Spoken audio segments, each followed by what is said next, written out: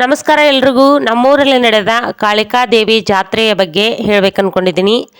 ಯಾವ ಥರ ಆಚರಣೆ ಇರುತ್ತೆ ಅದನ್ನೆಲ್ಲ ನಿಮ್ಮ ಜೊತೆಗೆ ಶೇರ್ ಮಾಡ್ಕೋಬೇಕು ಅಂದ್ಕೊಂಡಿದ್ದೀನಿ. ಮೊದಲು ದೇವಿನ ಕುಂಬಾರ ಮನೆಯಲ್ಲಿ ಬಣ್ಣಕ್ಕೆ ಅಂತ ಕಳಿಸಿರ್ತಾರೆ. ದೇವಿನ ಕರ್ಕೊಂಡು ಬಂದು ಹೊಳೆಗೆಲ್ಲ ಹೋಗಿ ಗಂಗಸ್ನಾನ ಮಾಡಿ ಊರಲ್ಲಿ ದೇವಿ ಉತ್ಸವ ಬರುತ್ತೆ. ಉತ್ಸವ ನೋಡೋಕ್ಕೆ 2 ಕಣ್ಣು ಸಾಲದು, ಅಷ್ಟೊಂದು ವಿಜೃಂಭಣೆಯಿಂದ ಬರ್ತಾಳ್ರಿ ದೇವಿ ಗಂಡನ ಮನೆಗೆ ಹೋಗುವಾಗ ಲಕ್ಕಮ್ಮ ದೇವಿ ಮತ್ತು ದ್ಯಾವಮ್ಮ ದೇವಿ ಭೇಟಿ ಆಗ್ತಾರ್ರಿ. ಭೇಟಿ ಆದ್ಮೇಲೆ ಹೇಳಿಕೆ ಹೇಳಿದ್ಮೇಲೆ ಎತ್ತಿನ ಬಂಡಿ ಮುಂದೆ ಸಾಗುವಂಥದ್ದು. 5 ದಿವಸಗಳ ಕಾಲ ರೊಟ್ಟಿ ಚಪಾತಿ ಏನು ಮಾಡೋ ಹೋಗಿಲ್ಲ, ಮತ್ತೆ ಹಂಚು ಕೂಡ ಇಡೋದಿಲ್ಲ ಒಲೆ ಮೇಲೆ.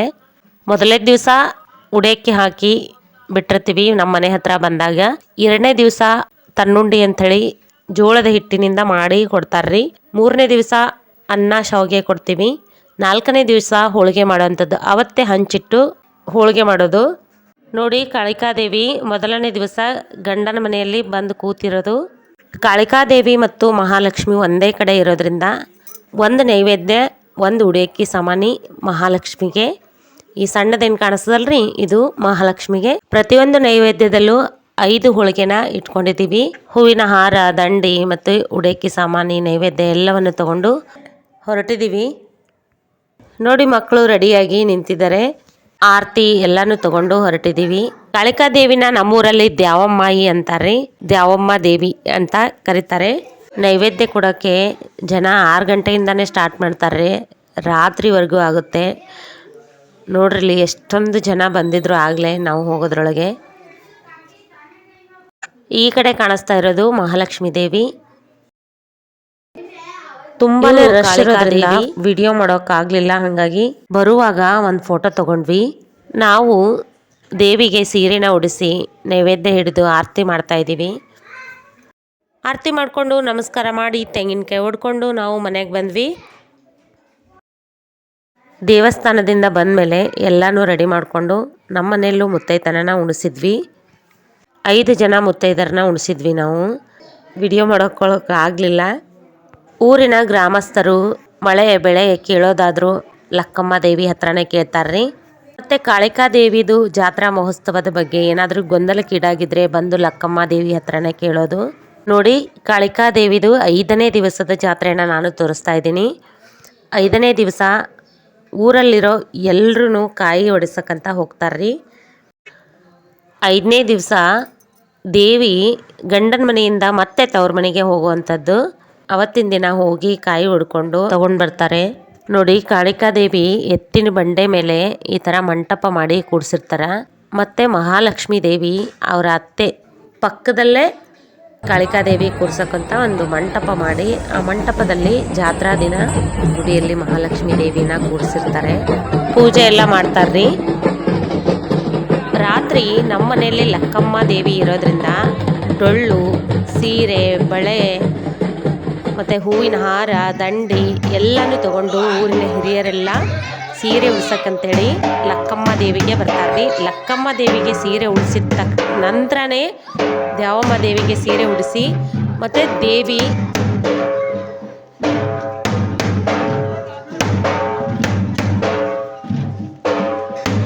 ಗಂಡನ ಮನೆಯಿಂದ ತವ್ರ ಮನೆಗೆ ಹೋಗುವಂಥದ್ದು. ನೋಡಿ, ಎಲ್ಲರೂ ಮಂಗಳ ವಾದ್ಯಗಳ ಸಮೇತ ನಮ್ಮ ಮನೆಗೆ ಬಂದು ಲಕ್ಕಮ್ಮ ದೇವಿಗೆ ಸೀರೆ ಉಡಿಸೋ ದೃಶ್ಯ ಇದು.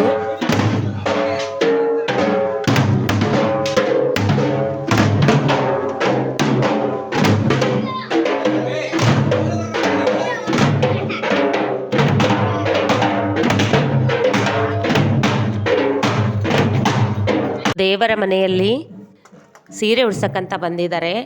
ಹೊರಗಡೆಯಿಂದ ಬಂದವ್ರ ಹತ್ರ ನಾವು ಸೀರೆ ಉಡಿಸೋದಿಲ್ಲ. ನಮ್ಮ ಮನೆಯಲ್ಲಿ ನಾವೇ ಒಬ್ಬರು ಸದಸ್ಯರು ಸೀರೆ ಉಡಿಸ್ತೀವಿ. ಹಾಗಾಗಿ ನಮ್ಮ ಅತ್ತೆಯವರು ಸೀರೆ ಉಡಿಸ್ತಾ ಇದ್ದಾರೆ. ನೋಡಿ, ದಂಡೆ ಕಟ್ತಾ ಇದ್ದಾರೆ ಸೀರೆ ಉಡಿಸಿ ಆದಮೇಲೆ ತೋರಿಸ್ತಾ ಇದ್ದೀನಿ.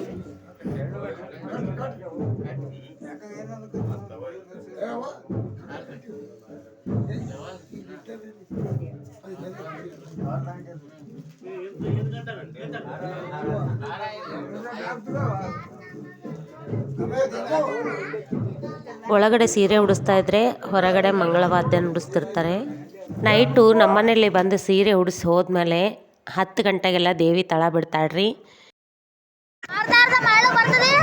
ನೋಡ್ಬೋದು ಈ ಥರ ಮಂಟಪ ಇರ್ತದೆ. ನಾನು ಹಿಂದೆಯಿಂದ ತೋರಿಸ್ತಾ ಇದ್ದೀನಿ. ಎಲ್ಲರೂ ಸೇರಿ ಈ ಬಂಡಿನ ಒತ್ತಾರೆ. ಒತ್ತದ ಮೇಲೆ ಬೇಗನೆ ತಳ ಬಿಡ್ತಾಳಂತ್ರಿ ಗಂಡನ ಮನೆಯಿಂದ ತವ್ರ ಮನೆಗೆ ಹೋಗಬೇಕಾದ್ರೆ. ಹೆಣ್ಣು ಮಕ್ಕಳ ಆಚಾರ ವಿಚಾರದ ಬಗ್ಗೆ ಹಿಂದಿನ ಹಿಡಿದು ಬಂದಿರೋಂಥ ಪದ್ಧತಿ ಇದು. ಸಾಮಾನ್ಯ ಹೆಣ್ಣಾಗಲಿ ಮತ್ತು ದೇವಿ ಆಗಲಿ ಗಂಡನ ಮನೆಗೆ ಹೊರಟ್ಲು ಅಂದರೆ ಮುಖ ಸಪ್ಪಗೆ ಇರುತ್ತೆ, ಮತ್ತು ತವ್ರ ಮನೆಗೆ ಹೊಂಟ್ಲು ಅಂದರೆ ಮುಖ ಅರಳಿರುತ್ತೆ. ಈ ದೇವಿದು ಅಷ್ಟೇ, ಮುಖ ನೋಡೋಕ್ಕೆ ಒಂಥರ ಕಳೆ ಕಳೆ ಆಗಿರುತ್ತೆ ತವ್ರ ಮನೆಗೆ ಹೋಗುವಾಗ. ಮತ್ತು ಗಂಡನ ಮನೆಗೆ ಬರುವಾಗ ಮುಖ ಸಪ್ಪೆಯಾಗಿ ಮತ್ತು ಬೇಗ ತಳ ಬಿಡೋದಿಲ್ಲ. ಅಲ್ಲಿ 12 ಗಂಟೆಗೆಲ್ಲ ತಳ ಬಿಟ್ಟರೆ ನೈಟು ಬೆಳಗ್ಗೆ 4 ಗಂಟೆಗೆ ಗಂಡನ ಮನೆಗೆ ಹೋಗಿ ಮುಟ್ತಾಳಂತ್ರಿ. ಡೊಳ್ಳಿನ ನಾದ್ಯದೊಂದಿಗೆ ತಳ ಬಿಡಿಸಿದ್ರು.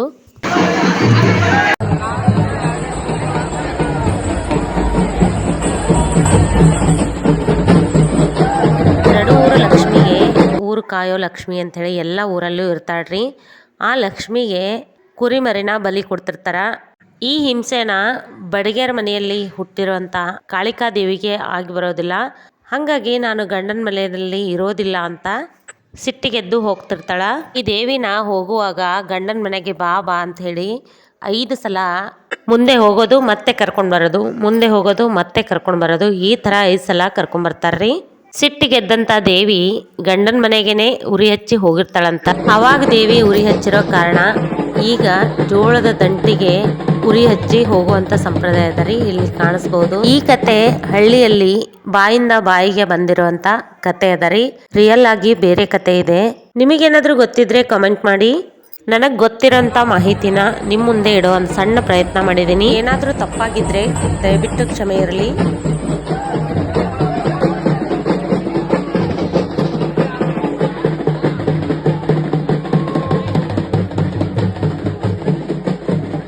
ನಿಮಗೆ ಇದ್ರ ಬಗ್ಗೆ ಹೆಚ್ಚಿನ ವಿಡಿಯೋ ಬೇಕಾದರೆ ನನ್ನ ಚಾನಲಲ್ಲಿ ಲೈವಲ್ಲಿ ಹೋಗಿ ಚೆಕ್ ಮಾಡಿ. ಈ ವಿಡಿಯೋ ನಿಮಗೆ ಇಷ್ಟ ಆಗ್ಯದ ಅನ್ಕೊಳ್ತೀನಿ. ಇಷ್ಟ ಆದರೆ ಪ್ಲೀಸ್ ಒಂದು ಲೈಕ್ ಮಾಡಿರಿ. ಮತ್ತೊಂದು ವಿಡಿಯೋದೊಂದಿಗೆ ಮತ್ತೆ ಭೇಟಿಯಾಗಮ್ರಿ. ಹೀಗೆ ನೋಡ್ತಾ ಇರಿ, ಸಪೋರ್ಟ್ ಮಾಡ್ತಾ ಇರಿ. ಧನ್ಯವಾದಗಳು ವಿಡಿಯೋ ನೋಡಿದ್ದಕ್ಕಾಗಿ.